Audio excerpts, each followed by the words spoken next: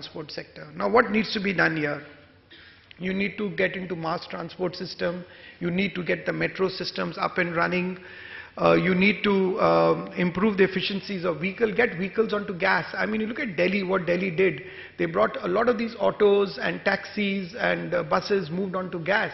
And if earlier you went to Delhi, your eyes would water if you were from outside Delhi because of the pollution. But now it doesn't happen.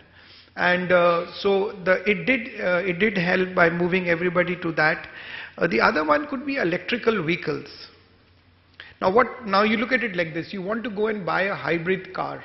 Okay, I'm just giving any of those Japanese brands or whatever. It is more costly than buying a normal car. So how are you encouraging somebody to move off from fuel?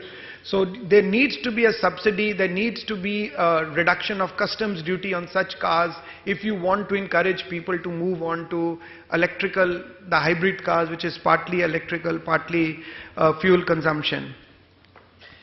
And the other one is, you know, if you look at it, the freight in India, the maximum freight is by road. And that road actually contributes to 60% of our freight is moved by road, while in most other countries it's the other way around, freight is moved by railways. If we move freight by railways, I think we would be able to save, we would be able to definitely bring an efficiency out there. And the third sector that I want to cover here is the building sector. And if you look at the way the building sector is, around 7.5% of the current emissions actually come out of the building sector. And so we need to see, and this growth in the sector is taking place at 8%. And this is going to become, if you look at globally, the energy consumption of the building sector is about 30%. In India, it is much lower. But with the growth in the sector, we can see a big requirement coming onto this building sector. So we need to bring in efficient buildings. In fact, here you can again use affirmative action. So all the buildings which are smart, which are more energy efficient, can be given some rebate on property tax. There could be stamp duty reductions. There could be various ways you incentivize people to actually create buildings which are more green. So these are the three sectors that I wanted to cover and say that what are some of the things that we can do in order to be able to bring down some of this carbon emission we are talking about and bringing in energy efficiency. The key point in all this is how do you bring in the supply and demand efficiency and encourage innovation and investment in these areas. It is going to be a big prerogative of the government to actually do it. It will require a strong vision and political support in order to address it effectively, because we will need to bring a lot of affirmative action. It will require some regulations, it will require some government interventions to make it happen. And this is what I wanted to say to you. Thank you.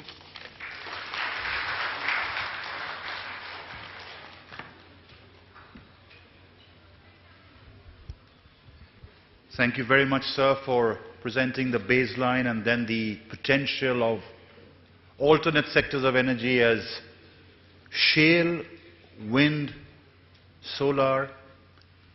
In fact, the BCC and I was planning to, and I'm sure we will implement, a program on shale gas certainly in the next year. We will take a note of that. And you also dovetailed that with the three development sectors of agriculture, buildings and transport. A very warm welcome to Dr. Arup Roy Chaudhary, CMD of NTPC, sir. Thank you very much for being with us today as we move on with our program.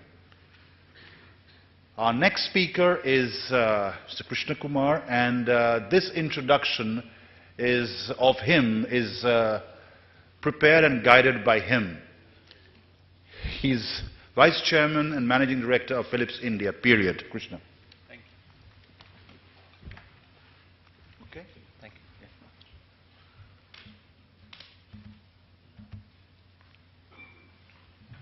You want to get to the next slide? So they can have a I can just put it on the slide.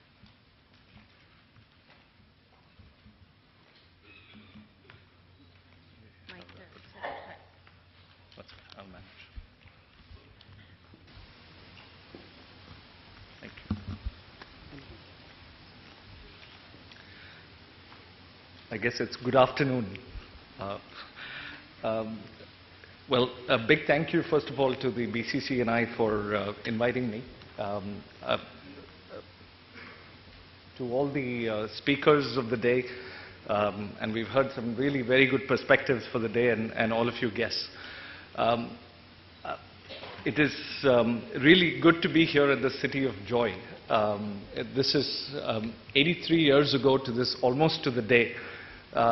Philips actually entered India and actually started operations here in Kolkata.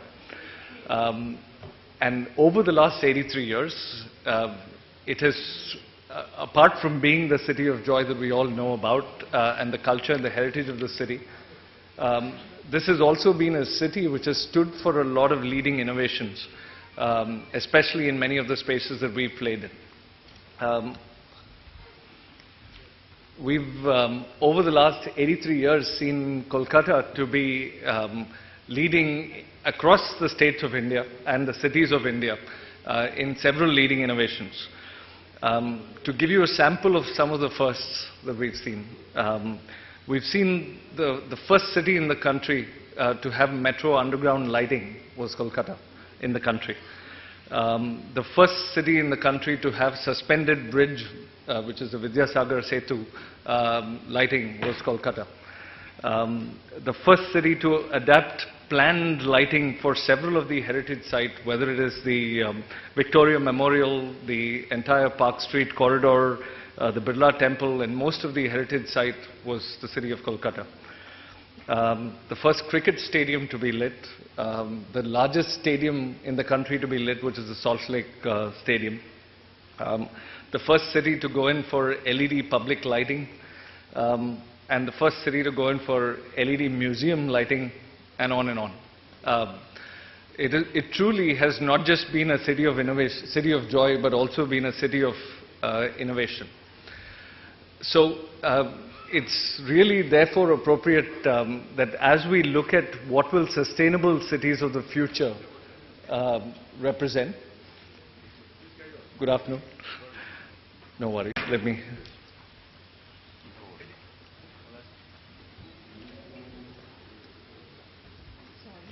No worries. I'll wait for a minute.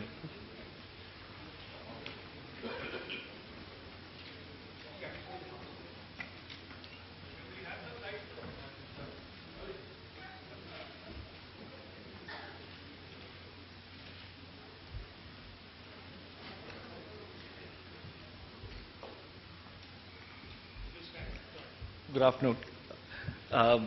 So it's really appropriate as we stand here in this city of Kolkata with so many string of innovations that we really discuss not just about energy and energy generation and distribution, but also talk about how we're going to build a sustainable city for the future, not just for Kolkata, but for the rest of the country. So I want to actually make a turn from the conversations that we've had so far to actually turn to the topic of demand side management and energy efficiency and what we can actually do to drive sustainable cities of the future, growth and security for the future. So I want to really start with looking forward. We've seen from Dr. Pradipta Ghosh's presentation on really the picture from 1850 to 2011, where India has been one of the most energy efficient countries clearly in the world compared to the rest of the world in terms of energy consumption. But if we imagine India forward to 2030, the first thing that really India is going to be is we're going to be a country of 1.6 billion people by 2030, of which 650 million of us are going to live in cities in India. We will have 91 million households which are going to be living in the cities of India, in urban India, as compared to about 22 million, which is roughly 1/4 of that today. we're going to have a net increase in the working age population alone of about 270 million in India, close to the population of the entire United States. And we are going to have, as against about 42 cities that we have in India today with a population of more than 1 million, we will have close to 70 cities with a population of more than 1 million. Our GDP is going to be 4x of what it is today. We will need to build and pave about 2.5 billion square meters of roads in India by 2030, which is 20x of what we have done in the last decade alone. We will need about 7,400 kilometers of metros and subways to be constructed. And we will need 700 to 900 million square meters. That's not square meters, obviously. That's million square meters of commercial and residential space that we will need to build in India. Clearly, if we were standing now in 2030 and listening to Dr. Pradipta Ghosh's presentation, the energy consumption picture for India versus the rest of the world is not going to look the same. We will, in 2030, be the third largest energy consumer in the world. We will have a 5x growth in demand for power. We've discussed that already. We will be generating about close to 6 billion tons of carbon dioxide emission equivalent.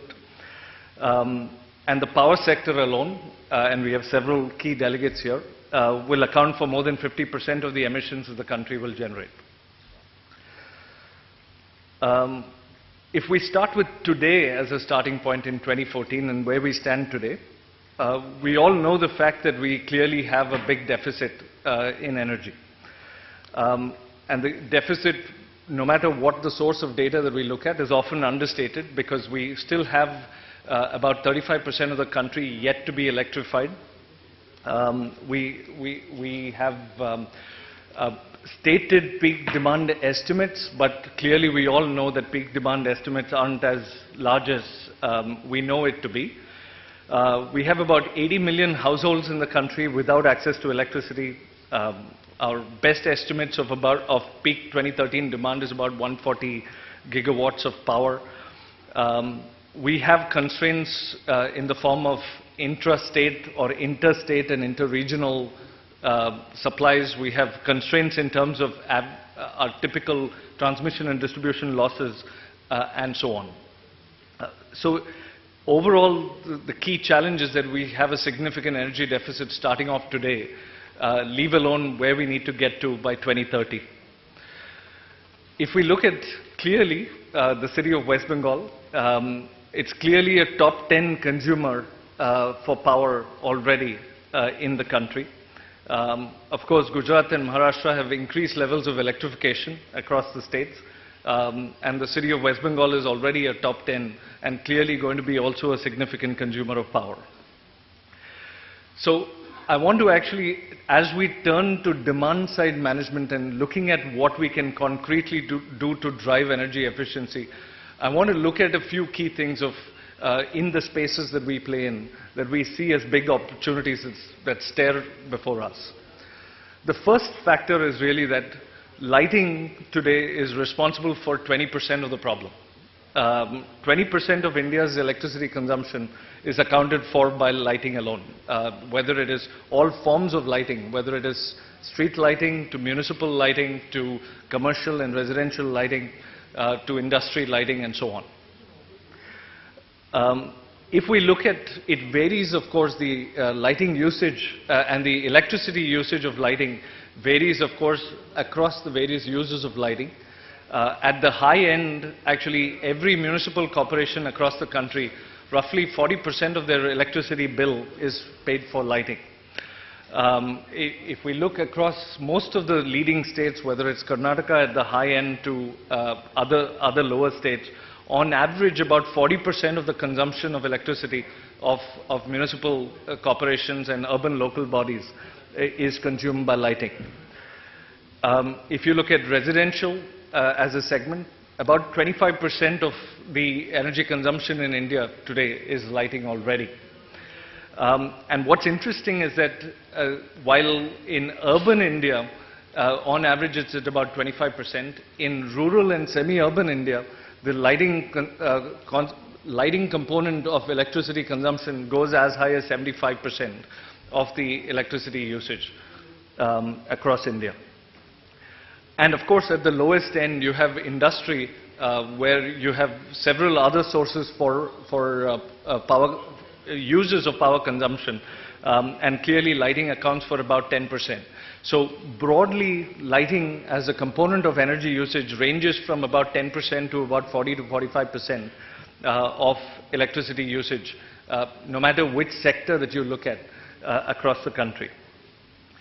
So we really believe as a company and as one key stakeholder in trying to solve the same problem of what can we do to solve the energy challenge that we face as a country, that really energy efficiency holds the key to growth, to security and sustainability. We need to focus as a country not just on generation and not just on transmission and distribution, but we also need to look demand side at what we can do on energy efficiency. And we believe that lighting, as a key lighting player, we have an important role to play as a stakeholder in the system. Let me start with two examples of concrete benefits that this can translate to. If we look at street lighting, typical savings that we can generate with energy efficient lighting would be to the magnitude of 20 to 25% at least, with just switching lighting from conventional lighting to LED lighting. If we add on controls, and you have all forms of controls today available today, whether it is dimming controls which respond to the time of the day or the hour, or you can have point-to-point controls of sensing how much is the traffic in the light in the street, and you can dim according to that. And all of these controls today are commercially available in the market. If you add on controls, you can save another 15 to 20% in electricity usage very clearly, apart from a whole host of other applications that you can deploy, apart from solar and so on. So the total savings that you can generate, if you included LED lighting plus solar plus controls, could be as high as 50 to 60% versus conventional lighting in street lighting alone, which is a big consumer of electricity demand for all municipal corporations and urban local bodies today. If we look at commercial buildings or heritage buildings, the savings potential goes up significantly to about 30 to 40% from just switching to LED lighting alone. Again, not to include solar power, not to include controls and so on, which could add on another 30 to 40% in energy savings today. So we really ask ourselves the key question. As we look across the country, and of course we work with several states and several private sector players in building those energy efficiency solutions across the country, we really find today that, 5 or 6 things we can take as a given today. First, we have all necessary energy efficiency technologies that we need to really be able to drive into this future. We have significant advances in LED lighting today. We have significant advances in solar-based, direct current-based, stable power solutions that we can provide for energy efficient lighting. We have various lighting controls and systems in place today. So we have the technology. We know it's very well established through the Bureau of Energy Efficiency and the EESL and several other players very clearly that the total cost of ownership as you move to energy efficient lighting versus conventional lighting is significantly lower. So clearly that can't be the reason for delay in adoption. Today we have, you no longer need to invest capital expenditure upfront, whether you're a state government or you're a private sector player, to switch over to LED-based lighting. Today there are various models available where various players, including ourselves, actually put up lighting as a service rather than as a lighting as a capex for any of the players. So clearly capital constraint is not an issue. We have several ESCOs across the country. I think Saurabh Kumar is here tomorrow, representing the EESL, representing one of the largest ESCOs in the country. And clearly, there's no dearth of ESCOs in the country. We have the Bureau of Energy Efficiency, which has put out everything from star rating to recommended guidelines and technical standards for evaluation of various technologies. And we have across various states, cities, companies, offices, etc. Several companies have a track record of having delivered these savings, which are proof points which are available to look at as well. So what we clearly need is really the will to want to move towards an energy efficient future and the sense of urgency to really get behind it. And we believe that 4 important things can really enable that future.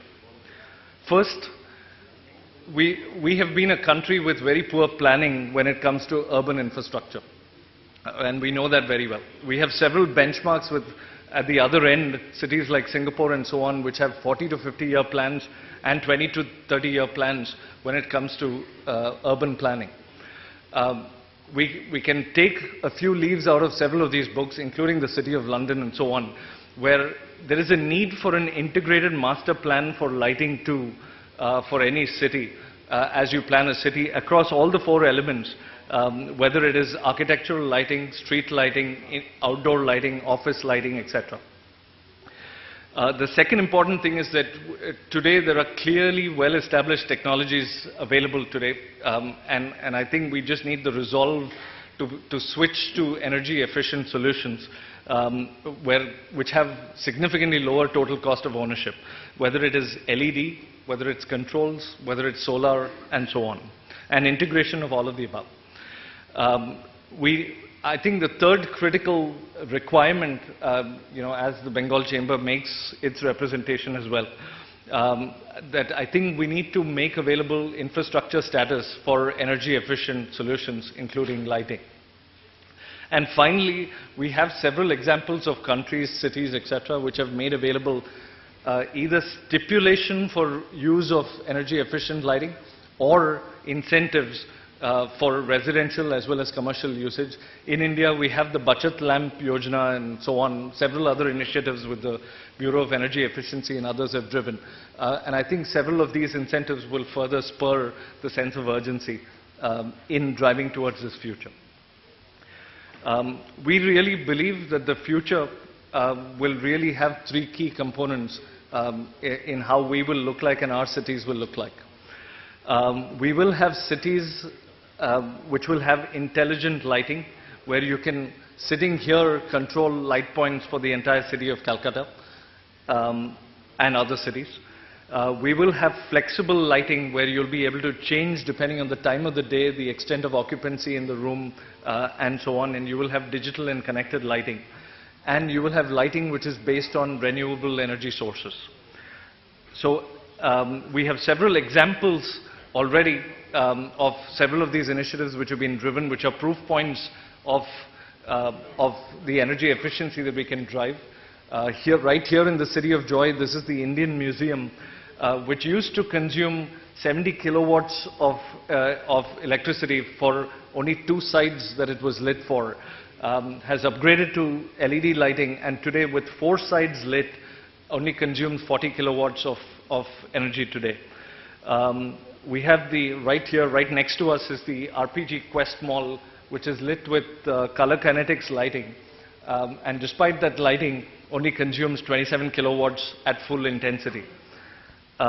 We have examples from other cities across the country, the entire city of Naya Raipur, which is coming up in Chhattisgarh, where we are seeing a 66% reduction in the entire energy consumed by the city, purely by switching over to lighting plus controls together to be able to deliver energy efficiency. And if we really aggregate that to the potential of what this can deliver for the country as a whole, We really believe that this is something concrete that can eliminate the need for 91 power plants in the country. We can save the country 18 billion euros of investment and save the country 95 million tons of carbon dioxide equivalent and greenhouse gases. I really don't see any reason why we shouldn't start walking already to that future. And as Philips, we look forward to building a sustainable partnership in moving towards that future. Thank you.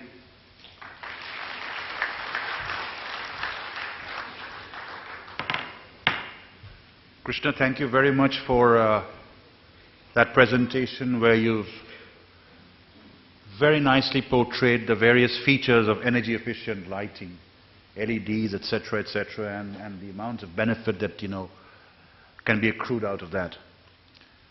Before we proceed further, a very warm welcome to Shri Monish Gupta, our Honorable Minister in charge, Power and Non-Conventional Energy of Government, West Bengal, and our very own President, Mr. Kollal Datta, who've just joined us. Thank you very much, sir.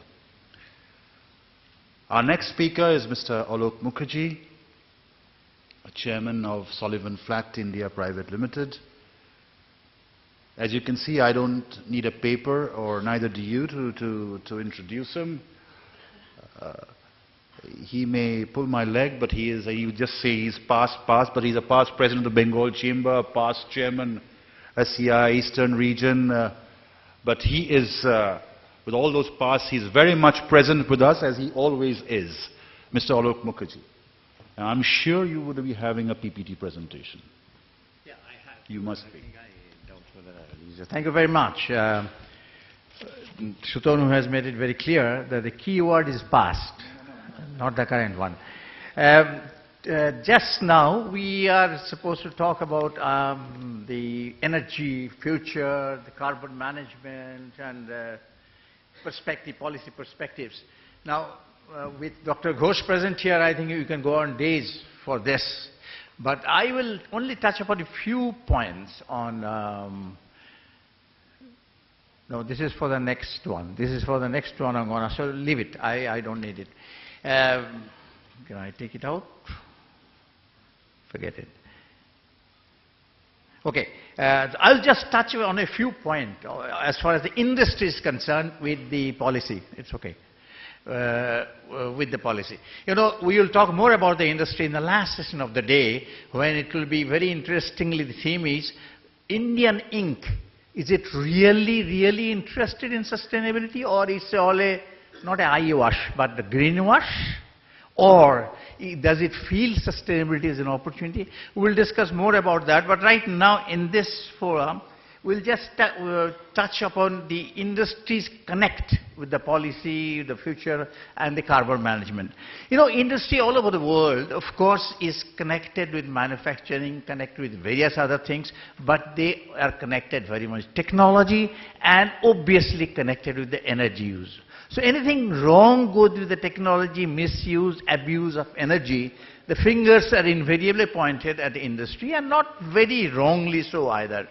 The industry consumes about 1/3 of the total power produced in the world, and according to UNIDO and International Energy Authority, actually the potential for saving in industry is a huge amount of about 31 exajoules per year, which is a huge amount of energy. So, but the point which is